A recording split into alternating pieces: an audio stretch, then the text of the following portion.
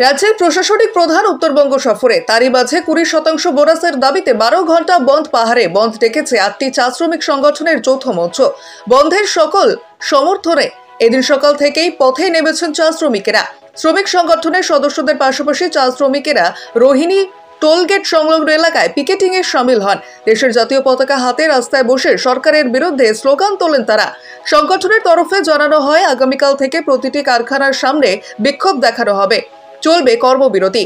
এদিকে বন্ধের জেরে রোহিণী টোলগেটের দুই প্রান্তে পর্যটকদের গাড়ির লাইন পড়ে যায়। পিকেটারদের কথায় চা বাগান শ্রমিকদের সমস্যা পর্যটকদেরও জানা প্রয়োজন।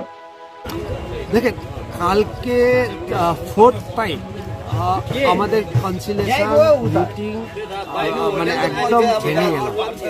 তারপরে আমরা রিকোয়েস্ট করছিলাম গভর্নমেন্টকে কিছু ইনিশিয়েটিভ নেওয়ার জন্য।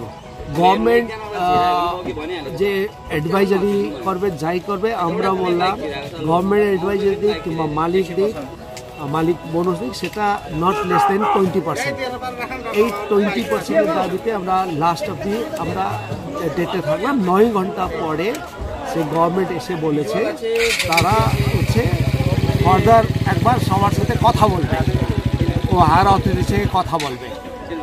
আমরা কালকে ওখান থেকে 8টা ট্রেড ইউনিয়ন আছে, একটা মানে আমাদের 2-3টা না, 8টা সমস্ত পাহাড়ের ট্রেড ইউনিয়ন একসাথে বসে ঠিক করা হলো আজকে মানে 12 ঘন্টা বন্ধ।